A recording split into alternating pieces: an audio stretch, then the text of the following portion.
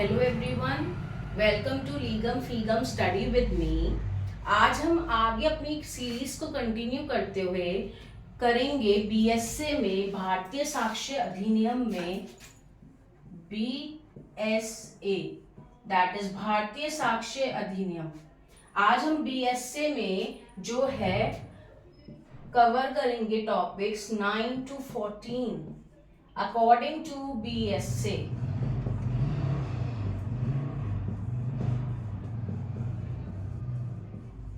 Okay, मैं आपसे फिर से बोलना चाहूंगी कि हमारा मेन फोकस अब नाउ बीएसए है। आईईए 1872 को आपको बिल्कुल भूल जाना है और हमें मेमोराइज करने में बेसिकली दिक्कत आती है। और मतलब हम जो लॉन्ग टर्म से याद करते हुए आ रहे हैं, अगर हम काफ़ी टाइम से प्रिपेयर कर रहे हैं और काफ़ी टाइम से एलएलबी एस्पिरेंट हैं और यूपी पीसीएसजे एस्पिरेंट हैं कि मतलब हमें एलएलबी करनी है तो हम पढ़ लेते हैं यूपी पीसीएसजे में, तो ये मेन रोल प्ले करते ही हैं क्रिमिनल मैनुअल। तो हमारे दिमाग के बैक ऑफ द माइंड ये बिल्कुल बस चुके हैं और इनको भुलाना हमारे लिए बहुत ज़्यादा मुश्किल है। और जब भी आपको वो लोग अब जो भी कॉम्पिटिटिव एग्जाम होंगे उसमें कंफ्यूज करने के लिए आईई का सेक्शन जरूर देंगे, तो हमारा दिमाग वहीं जाएगा कि हाँ हमें इसी पे टिक करना है। नहीं, बट अब हमें आईई से कोई मतलब नहीं है, हमें भारतीय साक्ष्य अधिनियम इससे मतलब है। तो इसलिए मैं आगे ये सीरीज को कंटिन्यू कर रही हूँ और कंपेयर करूंगी मैं इनको, new laws versus old laws. जब हम बेसिकली किसी चीज का कंपेयर करते हैं और टेबल बना लेते हैं उसकी, तो वो हमें मेमोराइज करने में दिक्कत नहीं होती है उस चीज में। तो मैं बार बार यही बोलूंगी आपको कि कंपेयर करके पढ़ें। जितना हम लिख के पढ़ते हैं उतनी जल्दी हमको याद रहता है।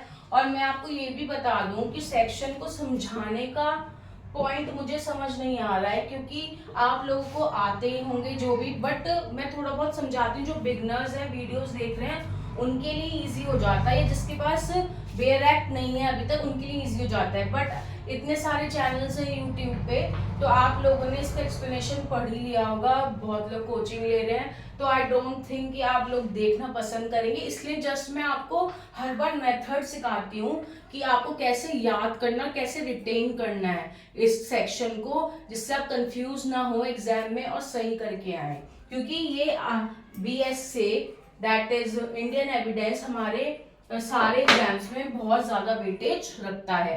तो आइए हम करते हैं कंपेयर न्यू एंड ओल्ड। जब हमारा part second, chapter second of IEA, not IEA, BSA complete हो जाएगा, तो हम कुछ क्वेश्चंस भी लेके आएंगे जो बन सकते हैं इन एक्ट से। ठीक है, अब हम कवर कर रहे हैं इसमें सेक्शन 9। सेक्शन 9 हम कवर कर रहे हैं। ठीक है, वो है when facts not otherwise relevant become relevant. ये सेक्शन 9 में है आपका, न्यू सेक्शन 9 में है, और ओल्ड कहाँ था? सेक्शन 11 में। अब 11 हमें याद नहीं रखना, हमें 9 याद रखना है। और मैंने आपको एक ट्रिक भी बताई थी। क्या ट्रिक बताई थी? कि 2-2 का डिफरेंस आ रहा है न्यू ओल्ड में, तो आप इस ट्रिक से भी याद कर सकते हैं।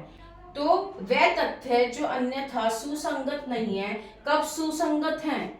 आइए इसको देख लेते हैं एक बार। बेयर एक्ट में ये कहां दिया हुआ है? Chapter second, part second of BSA. जो फैक्ट्स, जैसे in suits in which damages are claimed, any fact which will enable the court to determine the amount of damages which ought to be awarded is relevant। मैंने कौन सा section पढ़ दिया है? Section 10।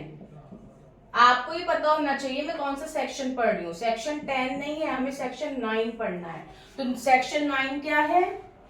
Section 9 है when facts not otherwise relevant become relevant. मैंने जानबूझ के पढ़ा था आपकी देखने के लिए कि आप समझ पा रहे हैं या नहीं।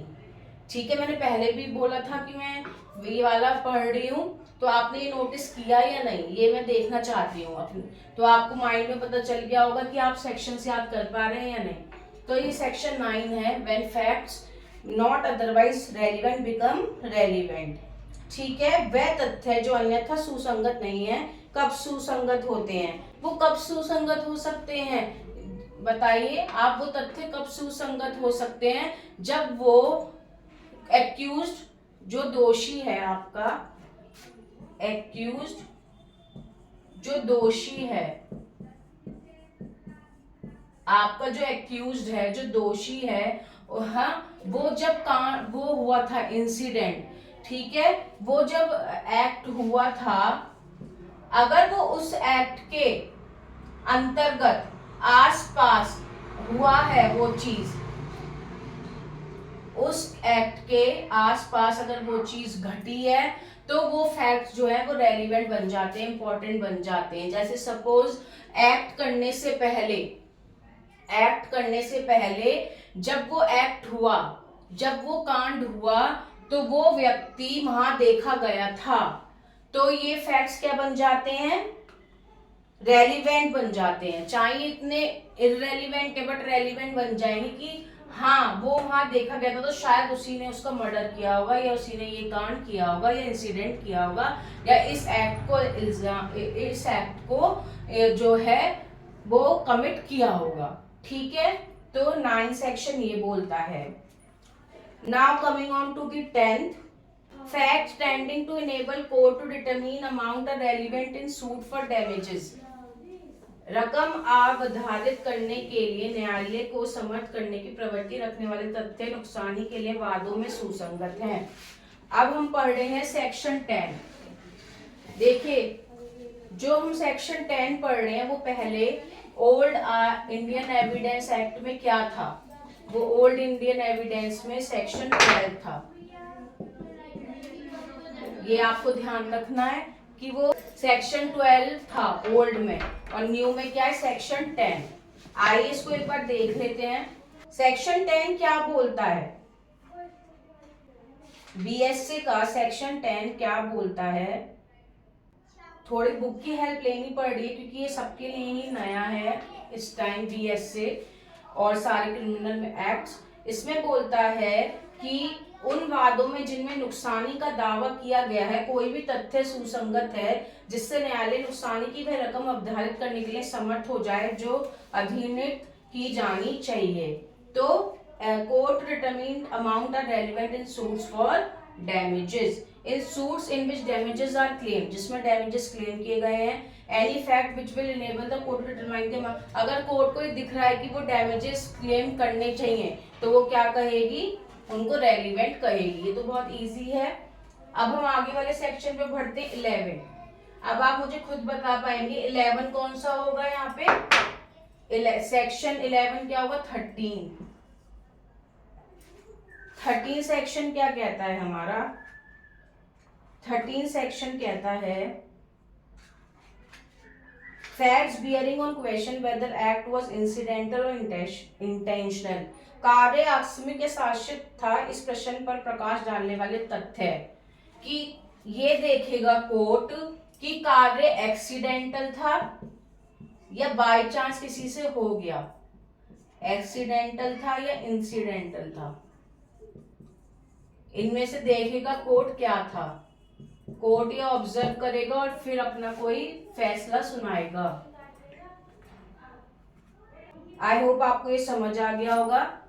Now moving on to the section 14, existence of course of business when relevant. कारोबार के अनुक्रम का अस्तित्व कब सुसंगत है? When there is a question whether a particular act was done, the existence of any course of business according to which it naturally would have been done is a relevant fact. For example, the question is whether a particular letter reached A. The facts that it was posted in due course and was not returned through the return letter office are relevant. अब आप देख रहे होंगे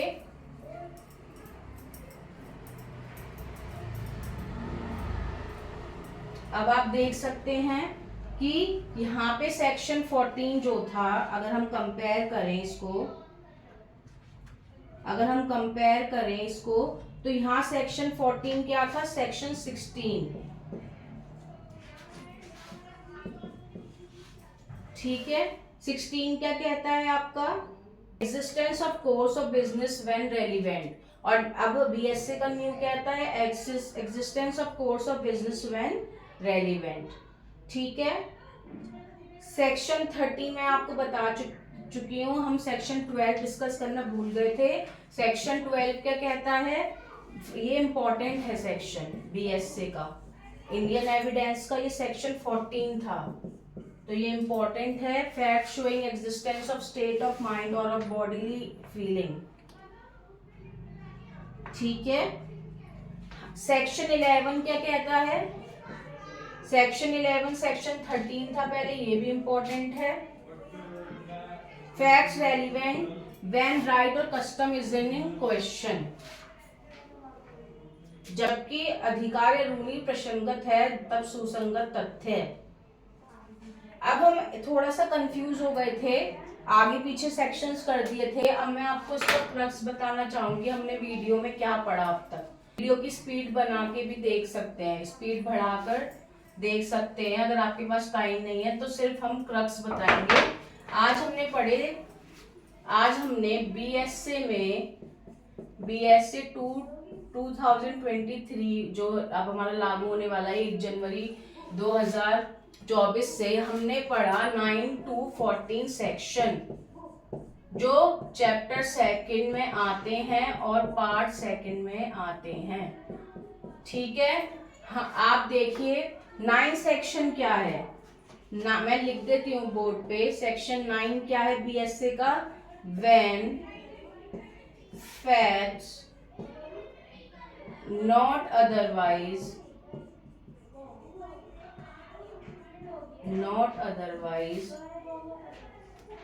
relevant become relevant।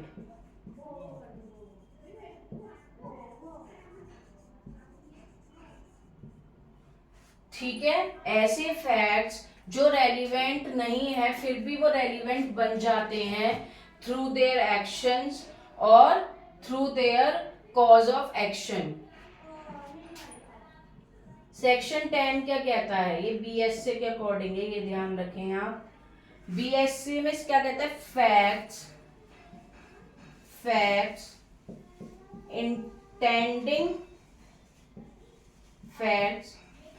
tending to enable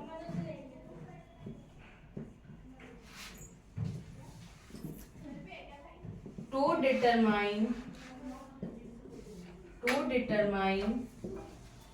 amount are relevant in suit for damages। तो आपको इस section को किससे याद रखना है, सूट फॉर डैमेजेस से। सूट फॉर डैमेजेस से आपको ये सेक्शन याद रखना है, ये इसका की पॉइंट है, क्योंकि ये काफी बड़ा है इसका स्टेटमेंट। अगर एग्जाम में आ जाता है कि सेक्शन 10 बीएसए का, ये आपको दे दिए सारे पॉइंट्स किससे डील करता है, तो आपको याद रहेगा सूट फॉर डैमेजेस से। आप अगर उतारना चाहें तो ये उतार सकते हैं, अगर आपके पास अभी बेयर एक्ट नहीं है। अब हम आते हैं सेक्शन 11 पे। सेक्शन 11 क्या है, बेसिकली इसमें कुछ चेंज नहीं आया है, सेक्शंस को इधर उधर कर दिया गया है और कुछ सेक्शंस ऐड ऑन कर दिए गए हैं, कुछ सेक्शंस एडिट कर दिए गए हैं और कुछ ऑमिट कर दिए गए हैं। बाकी इसमें ऐसा कुछ चेंज नहीं आया है हमारे मैनुअल में, बट उनको रिटेन करने में ही हमको दिक्कत होगी। तो सेक्शन 11 क्या कहता है,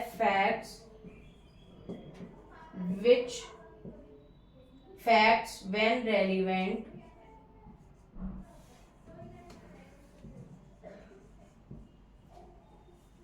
when राइट और कस्टम, आपको इससे याद रखना है, राइट और कस्टम से। ये इंपॉर्टेंट था हमारा इंडियन एविडेंस में, तो ये यहाँ भी इंपॉर्टेंट बन जाता है। Now coming on to the section 12। अब आप मुझे बता सकते हैं कि आईए में कहा था ये, सेक्शन 14 में। ये काफी इंपॉर्टेंट है सेक्शन 14 ऑफ आईए और सेक्शन 12 ऑफ बीएसए। सेक्शन 12 में क्या कहता है, facts showing existence of state of mind, कि आपका उस टाइम स्टेट ऑफ माइंड कैसा था, आपने क्या सोच के ये एक्ट किया, और ऑफ बॉडी, या आपकी बॉडी को कोई हार्म पहुंचा रहा था इसलिए आपने ये प्राइवेट डिफेंस में एक्ट किया, तो सब इसमें आता है। इससे रिलेटेड हम क्वेश्चन भी लेके आएंगे आगे सीरीज में, जिससे आपको पता लग जाए कि कैसे क्वेश्चंस बनेंगे। बेसिकली क्वेश्चंस वही रहेंगे, बस सेक्शंस इधर उधर हो जाएंगे। और वैसे जो अपडेटेड बुक्स आएंगी उनमें हम देख लेंगे कि कैसे क्वेश्चन बन के आए हैं, और हम आपके साथ शेयर जरूर करेंगे। सेक्शन 13 पे आइए। सेक्शन 13 क्या कहता है और सेक्शन 14 क्या कहता है। आज हम 14 तक ही कवर करेंगे, क्योंकि 15 से हमारा एडमिशन स्टार्ट हो जाता है। तो एडमिशन इंपॉर्टेंट टॉपिक है, तो हम उसके लिए कल सीरीज बनाएंगे। सेक्शन 13 क्या कहता है कि क्या एक्सीडेंटल है फैक्ट या इंसिडेंटल है, कि मतलब आपसे गलती से हुआ है, आप करना नहीं चाह रहे थे, या आपने इंसिडेंटली मतलब उसको सब प्लान करके किया है। और सेक्शन 14 क्या कहता है आपका, सेक्शन 14 कहता है course of business. Course of business क्या था आपका,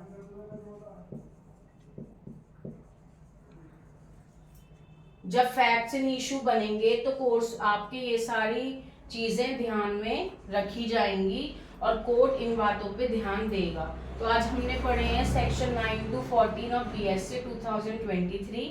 अगर आपको कोई भी प्रॉब्लम है तो आप कमेंट बॉक्स में कमेंट कर सकते हैं, और प्लीज हमारी वीडियो को लाइक शेयर और सब्सक्राइब ना करना भूलें। Happy learning.